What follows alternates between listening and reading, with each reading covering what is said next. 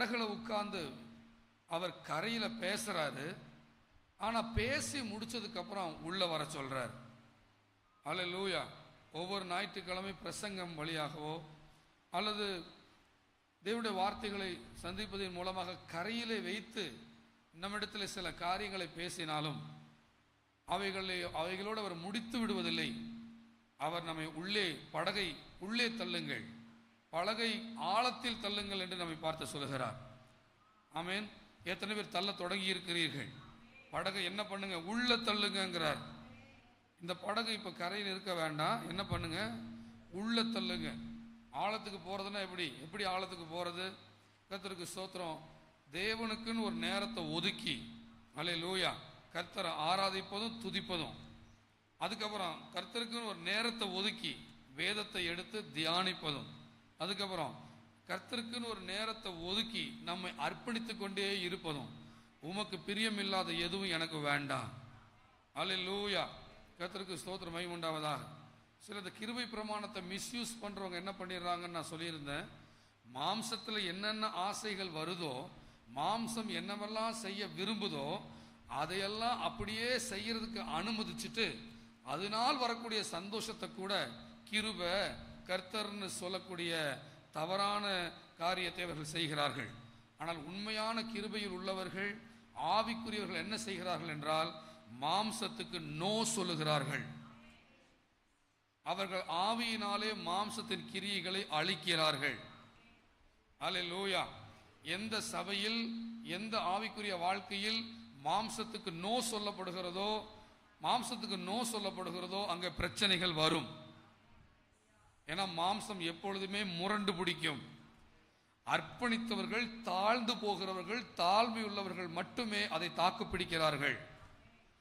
மற்றவர்களுக்கு என்ன வரும் என்றால் கோபங்கள் வரும், பிரச்சனைகள் வரும், முறுமுறுப்புகள் வரும், குறை சொல்லுதல்கள் வரும். அல்லேலூயா.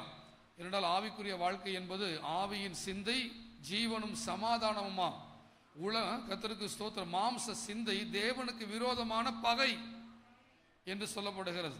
எனவே ஆழங்களுக்குள் போகும்போது நமக்கு தடையாக இருக்க போது பிசாசு அல்ல, நம்முடைய சரீரமே நமக்கு தடையாக இருக்க போகிறது. அதை குறித்து ரோமர் 7 நேற்று தினத்தில் நாங்கள் வாசித்தோம். என் மனதின் பிரமாணத்துக்கு விரோதமாய் போராடுகிற வேறொரு பிரமாணம் என் சரீரத்தின் அவயவங்களில் இருக்க காண்கிறேன். அது என்னை என்ன செய்கிறது? என்னை பாவ சரீரம் அடிமைப்படுத்தி கொள்ளுகிறது. நிர்பந்தமான மனுஷன் நான்.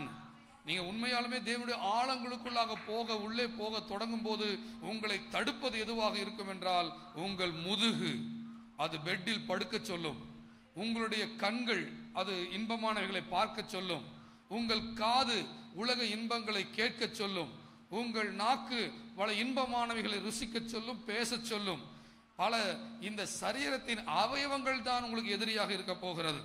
கர்த்தருக்கு ஸ்தோத்திரம். கர்த்தர் சொல்லுகிறார், உன் சரீரத்தை என்ன பண்ணு? ஹல்லேலூயா, ஜீவ பலியாய் நீ ஒப்புக்கொடுன்னு அப்பா சொல்லுகிறார். உங்கள் சரீரத்தின் அவயவங்களை ஜீவ பலியாக ஒப்படைப்பதே நீங்கள் செய்யத்தக்க புத்தியுள்ள ஆராதனை. ஹல்லேலூயா. ஆவிக்குரிய வாழ்க்கைன்னா ஆவில நிறைஞ்சிட்டு போறது இல்லை.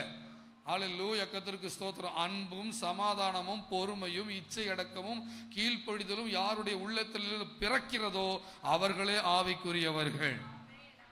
அந்நிய பாஷை பேசுகிறவர்கள் அல்ல, ஆவியிலே தேவனுடைய அன்பை வெளிப்படுத்துகிறவர்கள். எவருடைய ஆவி தேவனுக்கு அடங்குகிறவர்களோ அவர்களே ஆவிக்குரியவர்கள். இப்படிப்பட்ட ஆழங்களில் போக கர்த்தர் நம்மை அழைக்கிறார். அப்படி ஆழங்களில் போனால் நமக்கு நடக்கிற ஆசீர்வாதங்கள் என்ன? யாத்திராகமம் 14ஆம் அதிகாரம் 14ஆம் அதிகாரத்தில் ஒரு சம்பவம் நமக்கு தெரியும். செங்கடல் இரண்டாக பிளந்த அனுபவம். 14:2 வாசிக்கிறோம். சரியாக தேவன் சொல்லி வைத்தால் போல் அந்த இஸ்ரவேல் ஜனங்களை சரியாக எங்கே கொண்டு வந்து அவர்களை சிக்க வைப்பதை போல இருக்கிறது. 2ஆம் வசனத்தை வாசிக்கலாம்.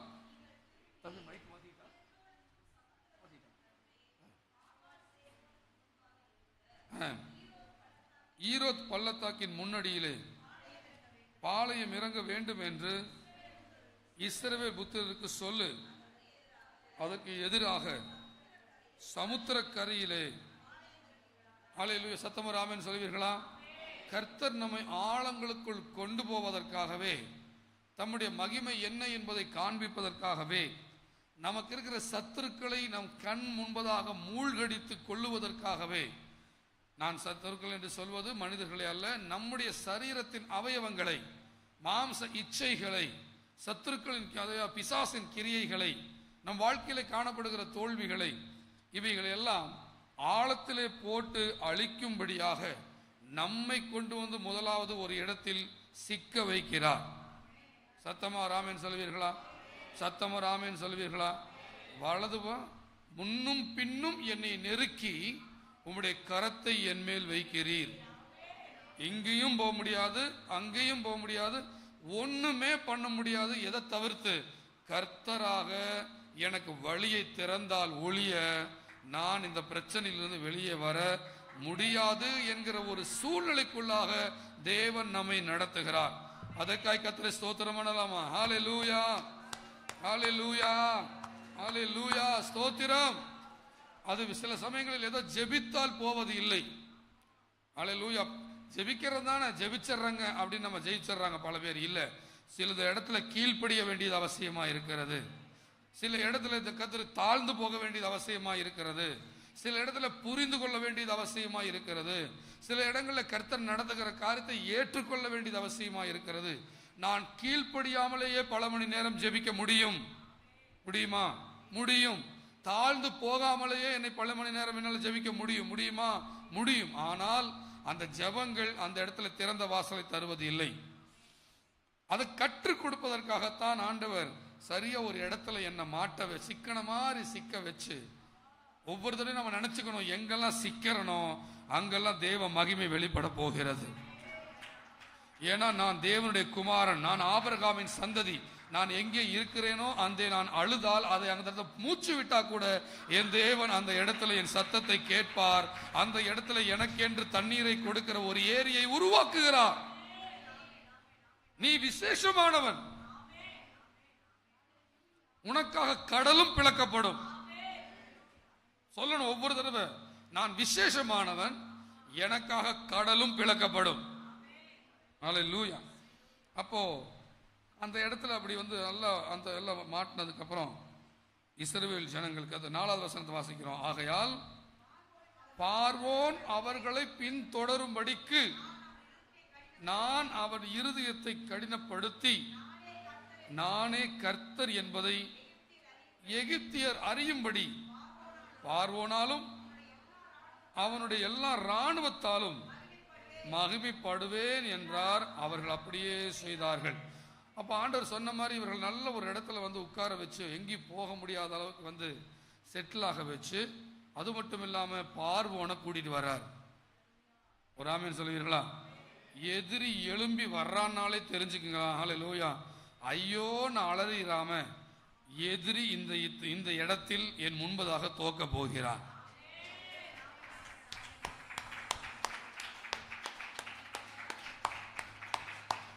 இன்றைக்கு உங்களுக்கு எத்தனை எதிரி இருந்தாலும் எதிரி காலில் விழுந்துராத, எதிரி தோற்க போகிறான்னு அறிக்கை செய்.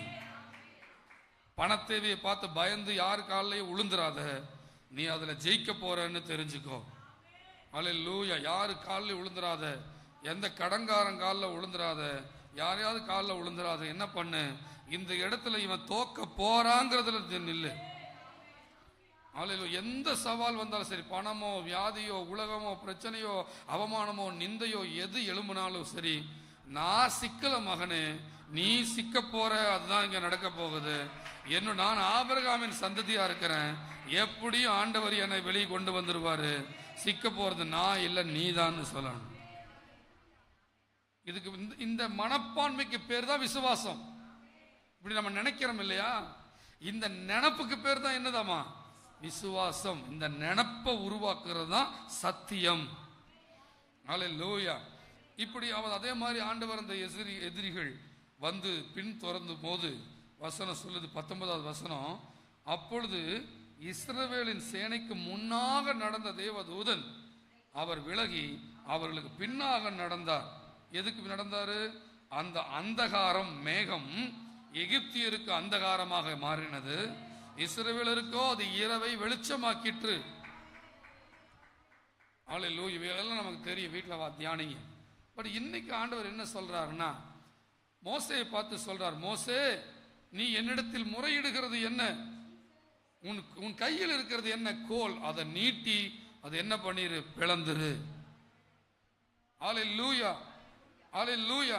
நீங்க ஜெபிக்கலான்னு, ஆவிக்குரிய வாழ்க்கையில் வளரலான்னு சொல்லி போய் ஜெபிக்க உட்கார்ந்தீங்கன்னா, ஆராதிக்கலான்னு உட்கார்ந்தீங்கன்னா, அப்பதான் கொட்டாய் வரும். இந்த தொடக்க காலத்தில் சொல்றேன், கொட்டாய் வரும், தூக்கம் வரும்னு தோணும், வீண் சிந்தனைகள் போகும், போய் ஸ்டவ்வை ஆஃப் பண்ணுன்னு சொல்லும்.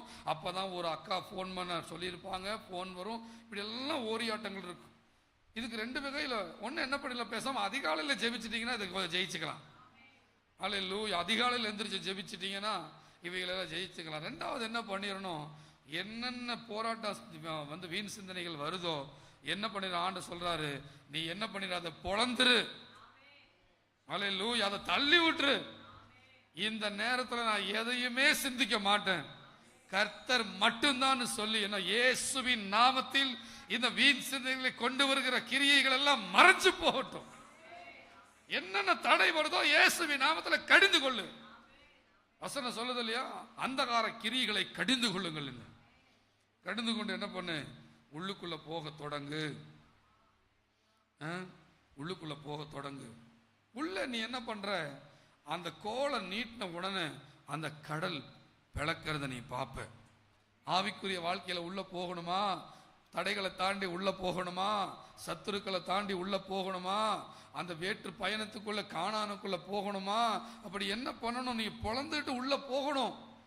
கர்த்தருக்கு ஸ்தோத்திரம். அப்படி நீ போகும்போது நல்ல ஆராதிக்கு, துதிச்சு, அவர் மகிமைப்படுத்தி, வேதத்தை தியானிச்சு, வாழ்க்கையை ஒப்படைச்சு, இதை மாறி மாறி மாறி செய்ய செய்ய செய்ய அப்படியே ஆவிக்குரிய வாழ்க்கையில நீ உள்ள போய்கிட்டே இருக்கிற. உள்ள போக போக போக உன் மாம்சத்தின் கிரியைகள் செத்து போகிறது நீ பார்ப்பாய். உன் மாம்சம் உனக்கு அடங்குகிறது நீ பார்ப்பாய். வீரிட்டு எழும்புகிற அந்த மாம்சம், இச்சையிலே விழுந்த அந்த மாம்சம், பாவத்தில் விழுகிற அந்த மாம்சம், பாவத்தை விரும்புகிற அந்த மாம்சம், உலகத்தை பிரியப்படுத்துகிற அந்த மாம்சம், தான் என்ற சுயத்தை காண்பிக்கிற அந்த மாம்சம், சோம்பேறத்துக்கு தனித்தக அடிமைப்பட்ட அந்த மாமிசம், தூக்கத்தை விரும்பின அந்த மாமிசம், உலகத்தின் பொழுதுபோக்குகளை விரும்பின மாமிசம் அப்படியே அடங்கி அங்க ஆவி பலனடைகிறது நீ பார்ப்பாய். ஆவிக்குரிய வாழ்க்கை பலனடைகிறது நீ பார்ப்பாய். ஹல்லேலூயா. கர்த்தருக்கு ஸ்தோத்திரம். இப்படி அந்த கடலின் ஆழத்துக்குள் அவர்கள் செல்லுகிறார்கள்.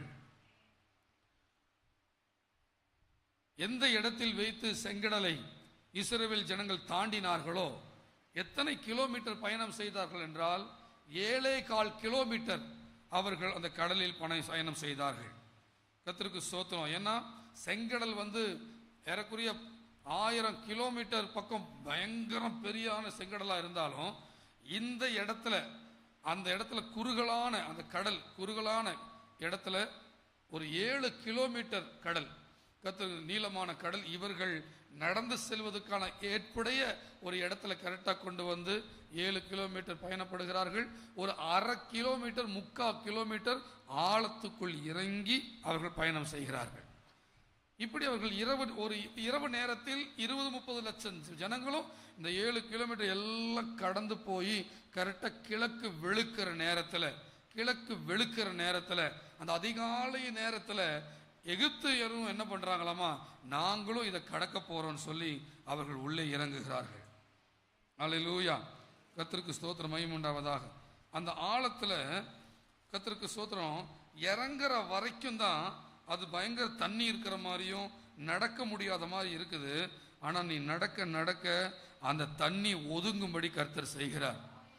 ஹல்லேலூயா. நீ ஆவிக்குரிய வாழ்க்கையில் உள்ள போக போக நீ உள்ள வர்றதுக்காகவே கர்த்தர் அங்க வழியை உண்டாக்கி வச்சிருக்கிறார்.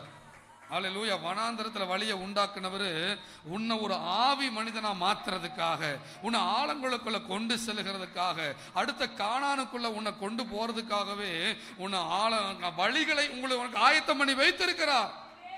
ஜெப வாழ்க்கையை பார்த்து பயந்துராத, ஆவிக்குரிய வாழ்க்கையை பார்த்து பயந்துராத, ஆராதனை வாழ்க்கையை பார்த்து பயந்துராத. அது ரொம்ப போர் அடிக்கிற மாதிரி இருக்குது, அது ஒண்ணும் இல்லாத மாதிரி இருக்குது, இவ்வளவுதான் ஜெபத்துல இருக்குதா, இவ்வளவுதான் ஆவிக்குரிய வாழ்க்கையில் இருக்குதா, அது சும்மா பாட்டு பாடிட்டே இருக்கணுமா, அது ஏதோ துதிச்சுட்டே இருக்கணுமா, அது ஏதோ பைபிள் படிச்சுட்டே இருக்கணுமா, இவ்வளவுதான் நான் நினைச்சிடாத. அதெல்லாம் ஒரு ஓப்பனிங் மட்டும்தான். ஆனா நீ உள்ள போனேன்னா இந்த உலகத்தில் இருக்கிற எல்லா இன்பங்களை விட 1000 10,000 ஆச்சரியவாதமான அதிசயங்களை கர்த்தர் ஆழங்களில் வைத்திருக்கிறார். வசனம் சொல்லுகிறது, சமுத்திரத்தின் ஆழங்களிலே அதிசயங்களை காண பண்ணுவதாக சொல்லி இருக்கிறார். நீ வேணா ஆராதனைக்குள்ள உள்ள போக போக பாரு, ஆச்சரியமான மண்டலங்களை நீ பார்ப்பாய், ஆச்சரியமான உலகங்களை பார்ப்பாய். இந்த இடத்தை விட்டு வெளியவே வர முடியாத அளவுக்கு அது உன்னை ஆராதனை ஜெப வாழ்க்கையிலே உன்னை அடிமைப்படுத்துகிற அளவுக்கு நீச்சல் ஆழத்துக்குள்ளாக கர்த்தர் உன்னை கொண்டு செல்வார். அந்த ஆழத்துல வச்சுதான் உன் சத்துருக்கள் போட்டு தள்ளப்பட போகிறார்கள்.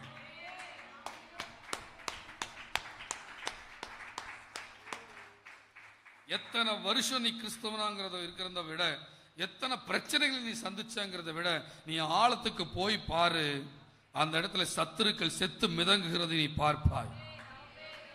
எதெல்லாம் ஆண்டா 20 வருஷ கிறிஸ்தவ வாழ்க்கையில 30 வருஷ கிறிஸ்தவ வாழ்க்கையில எதெல்லாம் உனக்கு சவாலா இருந்துச்சோ அவைகளெல்லாம் அங்க மிதக்கிறதை நீ பார்ப்பாய். இன்று கண்ட எகிப்தியனை நீ ஒரு நாளும் காண மாட்டாய். மறுபடியும் அந்த பண கஷ்டம், வறுமை கஷ்டம், பலவீன கஷ்டம், வீட்டு சண்டை பிரச்சனை, அந்த பிசாசு பிரச்சனை, அந்த பிரச்சனை, மன உளைச்சல், தலைவலி, ஒத்த தலைவலி, இடுப்பு வலி, காலு வலி, பக்கத்து வீட்டுக்காரன் பிரச்சனை, கைவிட்டுட்டான், சொத்து பிரச்சனை, வேலை வரல, வேலை நிக்கல, தொழில் நிக்கல, இது எல்லா ஓரியாட்டங்களும் மிதக்கிறதை பார்க்கிற இடம் சமுத்திரத்தின் ஆழம். அப்பா சொல்ல, உள்ளே வா. ஆழத்துல மீன்களும் இருக்கிறது, ஆழத்துல ரகசியம் இருக்கிறது, ஆழத்துல முத்துக்கள் இருக்கிறது, ஆழத்துல உன் எதிரிகள் மிதக்கிறது நீ பார்ப்பாய். ஆழங்களில் பார்வோன்கள் மூழ்கடிக்கப்பட்டிருப்பார்கள். பெரிய உன்னை பார்த்து பயந்து நடுங்கி ஒடுங்கின அந்த பார்வோனின் ராஜா, அந்த எகிப்தின் ராஜா பார்வோன் அப்படியே ராஜா கம்பீரமாய் சிங்காசனத்தில் உட்கார்ந்து விரல் அசைவிலே உன்னை பயப்படுத்தி கொண்டிருந்த அந்த ராஜா மிதக்கிறதை உன் கண்கள் பார்க்கும். ஆழங்கள் சத்துருக்கள் அழிக்கப்படுகிற நேரம். அதான் கர்த்தர் சொல்ல, நீ ஆழங்களுக்குள்ள வாங்கிறார். நீ ஆழங்களை தாண்டு, நீ ஆழங்களுக்குள்ள வா, ஆராதனைக்குள்ள உள்ள போ, துதிக்கிறதுக்குள்ள போ, வேத தியானங்களுக்குள்ள போ, கர்த்தருக்கு அர்ப்பணிக்கிறதுக்குள்ள போ. இன்னும் உங்களுக்குள்ள நெருங்கி வரணும்னு வாஞ்சையோடு கேளு. மானானது நீரோடையை வாஞ்சித்து கதறுவது போல என் ஆத்துமா உம்மை வாஞ்சித்து கதறுகிறது. உன்னுடைய ஆழம் அவருடைய ஆழத்தை கூப்பிடட்டும்.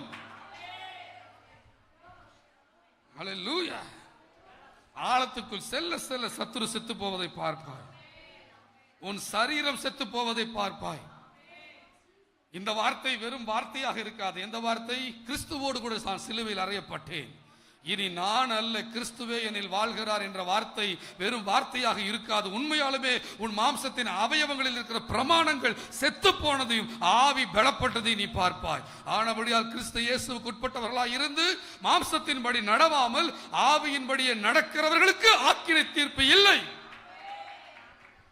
ஆவி மனிதனை எந்த அசுத்தாவிகளும் மேற்கொள்ள முடியாது. ஆழத்திற்குள் சென்றால் சத்துருவுக்கு உன் வாசனை தெரியாது. அல்லேலூயா. கர்த்தர் சொல்லுகிறார், அப்பொழுது எகிப்தியர் 23ஆம் வசனம், அப்பொழுது எகிப்தியர் அவர்களை தொடர்ந்து பார்வோனுடைய சகல குதிரை வீரரோடும் அவர்கள் பிறகாலே சமுத்திரத்தின் நடுவே பிரவேசித்தார்கள். அந்த ஆழத்துக்குள் இவர்கள் பிரவேசித்தார்கள். கிழக்கு வெளுத்து வரும் ஜாமத்தில் கர்த்தர் அக்கினியும் மேகமுமான ஸ்தம்பத்தில் இருந்து எகிப்தியரின் சேனையை பார்த்து அவர்கள் சேனையை கலங்கடித்து அவருடைய ரதங்களிலிருந்து உருளைகள் கழலவும் அவர்கள் தங்கள் ரதங்களை வருத்தத்தோடு நடத்தவும் பண்ணினார். அப்பொழுது எகிப்தியர் அந்த அசுத்த கிரியைகள், அந்த தோல்வியின் கிரியைகளும் சரீரத்தில் காணப்படுகிறதான அந்த காரியங்களும் குடும்பத்தில் காணப்படுகிறதான அந்த தீமை செய்கிற ஆவிகள், சண்டை, பிரிவினை, பிரச்சனைகளை, தரித்திரத்தை, போராட்ட போராட்டங்களை, நஷ்டங்களை, உடம்பு வலிகளை, வேதனைகளை, கெட்ட கனவுகளை உருவாக்குகிற இந்த ஆவிகள் எல்லாம் என்ன பேசிக்குதாமா? இவர்களை விட்டு ஓடி போவோம். கர்த்தர் அவர்களுக்கு துணை நின்று எகிப்துக்கு விரோதமாக யுத்தம் பண்ணுகிறார். நீ ஆராதிக்க உள்ள போகும்போது, கர்த்தரை துதிக்க உள்ள போகும்போது, அர்ப்பணிக்க உள்ள போகும்போது, விசுவாசத்தின் ஆழத்துக்குள்ள, கிறிஸ்துவின் அன்பின் ஆழத்துக்குள்ள நீ உள்ள போகும்போது கர்த்தர் அவங்க சொல்றாங்களாமா, இங்க கர்த்தர் யுத்தம் பண்ணிக்கிட்டு இருக்கிறாரு, இங்க கர்த்தர் யுத்தம் பண்ணிக்கிட்டு இருக்கிறாரு. ஐயோ, இங்க நம்ம நிக்க முடியாது.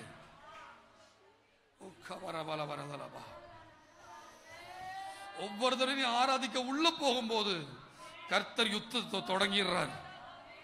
நீ போய் பிசாச துரத்துக்கிறதுக்கு 12 மணி நேரம் நிக்கவாம அந்த 12 மணி நேரத்தில் எங்க அப்பாவுக்குள்ள நீ போனீங்கன்னா, ஹல்லேலூயா, அவர் யுத்தம் கர்த்தருடையதுங்கிறார். நீங்கள் சும்மா இருப்பீர்கள், யுத்தம் கர்த்தருடையது. அப்படி தலைகளை தாழ்த்தி கண்களை மூடி, நேரமானதுனால ஒரு 2 நிமிஷம் ஆண்டவர் என்னை ஆழத்துக்குள்ள அழுத்து செல்லுங்க. இந்த வெற்றியை நான் பார்க்கணும், இந்த அனுபவத்துக்குள்ள நான் வரணும், என்னுடைய எதிரிகள் பார்வோன்கள் மிதங்கிறத நான் பார்க்கணும். அப்படி சொல்லி 2 நிமிஷம் ஜெபிச்சு முடிக்கலாமா? எல்லாரும் வாய்களை திறந்து என்னை ஆழங்களுக்குள்ள அழைத்து செல்லும் அப்பா. வாய்களை திறந்து கேளுங்க, சத்தத்தோடு கேளுங்க, சத்தத்தோடு கேளுங்க. உள்ளமும் உணரட்டும், வாயும் சொல்லட்டும், 2 நடக்கட்டும். உள்ளம் உணராம வாய் சொல்றதும் தப்பு, உள்ளம் உணர்ந்து வாய் சொல்லாம இருக்கிறதும் தப்பு. உள்ளம் உணர்ந்து வாயில சொல்லுங்க, அப்பா நான் என்னை ஆழத்துக்குள்ள அழைத்து செல்லும் அப்பா, இந்த ஆழமான அனுபவத்துக்குள்ள அழைத்து செல்லும் அப்பா. இந்த ஆழமான என்னுடைய மாம்ச கிரிகள் சாகிற இடமாகிய அந்த ஆழம், என்னுடைய எதிரிகள் செத்து மிதங்குகிறதாகிய அந்த ஆழம், என்னை விட்டு அசுத்த கிரிகள் என்னை விட்டு என் குடும்பத்தை விட்டு ஓடி போகிறதான அந்த அனுபவமாகிய அந்த ஆழத்துக்குள்ள என்னை அழைத்து செல்லும் ஐயா. வாஞ்சியோடு கேட்பீங்களா? எஸ், வாஞ்சியோடு சத்தத்தை உயர்த்து.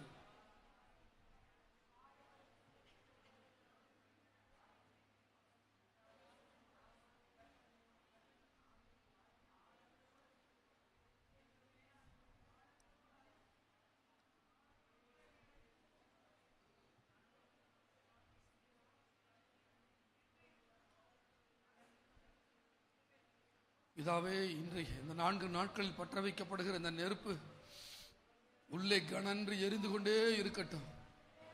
கடமைக்காக எங்களால் சபைக்கு வர முடியாது, ஞாயிற்றுக்கிழமை கிறிஸ்தவர்களாக இருக்க முடியாது, கடமைக்காக எங்களால் ஜெபிக்க முடியாது, தினந்தோறும் வேதம் வாசிக்கணுமேங்கிறதுக்காக 2 அதிகார கடமையை படிச்சுட்டு ஆண்டவரே இருக்க முடியாது. நாங்கள் ஆழங்களுக்குள் வந்தாக வேண்டும், எங்கள் ஜெயம் இருக்கிற இடத்துக்கு நாங்கள் வந்தாக வேண்டும். எங்கள் ஆழங்களுக்குள் அழைத்து செல்லும் அப்பா, அழைத்து செல்லும். பிள்ளைகள் இந்த நாள் முழுவதும் அளவில்லாத ஆனந்த பரவச பிரசன்னத்தினால் நிரப்பி அருளும் என்று நான் ஜெபிக்கிறேன். இயேசு ரட்சகர் இன்ப நாமத்தில் ஜெபிக்க நல்ல பிதாவே. சேர்ந்து சொல்லுவோம், என் ஆத்துமாவே, என் முழு உள்ளமே, என் ஆத்துமாவே, கர்த்தர் செய்த சகல உபகாரங்களையும் என்றும் மறவாதே. ஆமென். ஸ்தோத்திரம், ஸ்தோத்திரம், ஸ்தோத்திரம்.